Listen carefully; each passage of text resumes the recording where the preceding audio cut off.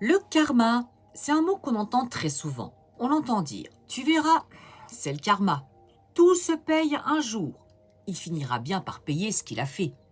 Mais qu'est-ce que le karma, est-ce que le karma, fonctionne vraiment comme ça? Vous avez été nombreux à me poser des questions sur le karma, les dettes karmiques, les nœuds karmiques. Alors aujourd'hui, j'ai eu envie de vous partager ma façon de voir les choses. Comme toujours, je tiens à préciser que je ne détiens absolument pas la vérité absolue. Je vais simplement vous partager ma vision basée sur mes ressentis, les canalisations que j'ai pu faire avec des défunts et toutes les informations que j'ai reçues au fil des années par mes guides. Pour moi, le karma, c'est un peu comme une grande valise que notre âme emmène avec elle à chaque nouvelle incarnation. J'ai l'image dans ma tête, c'est pour ça que je souris. À l'intérieur, il y a toutes nos expériences, tout ce que nous avons appris, tout ce que nous n'avons pas encore compris, toutes les rencontres importantes, toutes les blessures, toutes les joies, toutes les erreurs. Bref, tout ce que notre âme a vécu. Alors, j'aime aussi comparer le karma à un immense ordinateur dans lequel tout est enregistré. Rien n'est oublié. Non, non, non. Bien évidemment, je pense que nous avons tous, dans nos vies antérieures, fait de très belles choses, mais aussi des choses beaucoup moins belles. Et je n'aime pas dire que nous n'avons pas été bons ou mauvais, parce que je trouve que c'est beaucoup trop réducteur. Nous sommes simplement des âmes qui expérimentent, qui apprennent, qui évoluent. Et oui, parfois, bien évidemment, elles peuvent aussi se tromper. Pour moi, le karma n'est absolument pas une punition. Et je pense que c'est là qu'il y a souvent une confusion. Le karma ne nous punit pas. Il garde simplement en mémoire tout ce que notre âme a vécu. Ensuite, beaucoup d'entre vous m'ont demandé qu'est-ce qu'une dette karmique. Pour moi, une dette karmique, c'est quelque chose qui n'a pas été résolu avec une autre âme. Une situation, un conflit, une promesse, une souffrance. Quelque chose qui est, on va dire, resté en suspens, comme ça, figé dans le temps. Et tant que cette situation n'est pas comprise ou apaisée, elle peut revenir dans une autre incarnation. Non pas pour nous punir, mais pour nous permettre de la comprendre, de la dépasser et enfin de la résoudre. C'est exactement la même chose avec les nœuds karmiques.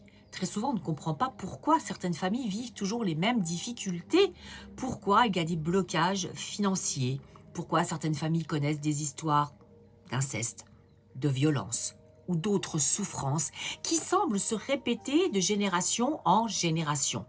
Lorsque je fais une recherche transgénérationnelle, il arrive très souvent que les maîtres et enseignants Akasha me montrent des images, des flashs des vies antérieures. Ils me montrent l'origine de ces blocages. Je me souviens d'une recherche où je suis remontée jusqu'au IIIe siècle. Nous sommes aujourd'hui au XXIe siècle. Imaginez le nombre de générations qui se sont succédées. Et pourtant, le même problème revenait encore et encore. Pourquoi? Parce que cette dette n'avait jamais été complètement résolue. Ce qu'avait fait l'aïeul n'avait pas été résolu.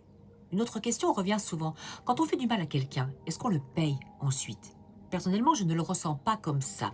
Je ne pense pas que le karma nous punisse. En revanche, lorsque nous quittons cette vie avant d'entrer dans la lumière, nous nous retrouvons face à notre conscience. Et là, nous revivons, nous ressentons, nous comprenons le mal que nous avons fait vivre aux autres.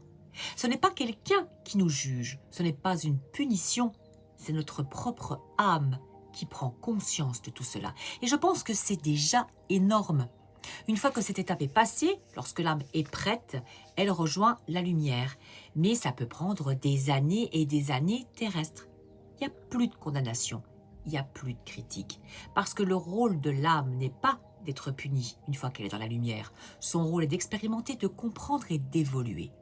Vous allez peut-être me dire, alors là oui, mais certaines personnes font énormément de mal sur Terre. Je ne suis pas d'accord et on a l'impression qu'elles ne le payent jamais.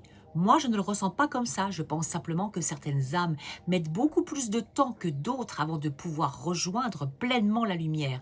Pourquoi? Parce qu'avant d'y accéder, elles vont revivre à travers leur propre conscience tout le mal qu'elles ont fait subir aux autres. Et tant que cette prise de conscience n'est pas faite, elles ne peuvent pas poursuivre leur évolution.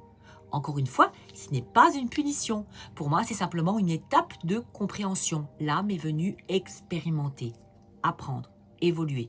Et parfois, certaines expériences demandent beaucoup plus de temps à être comprises que d'autres. Voilà comment moi, je comprends le karma et comment je vous le transmets. Encore une fois, ce n'est pas la vérité absolue, hein. C'est simplement ce que je ressens aujourd'hui à travers mes canalisations et mon expérience, au travers des discussions que j'ai pu avoir avec les défunts et les maîtres et enseignants Akasha ainsi que mes guides spirituels. Alors, si vous avez encore des questions sur le karma, les dettes karmiques ou autres, les vies antérieures, etc., n'hésitez pas, hein, l'espace commentaire est là pour ça, je me ferai un plaisir d'y répondre si je connais la réponse. À bientôt.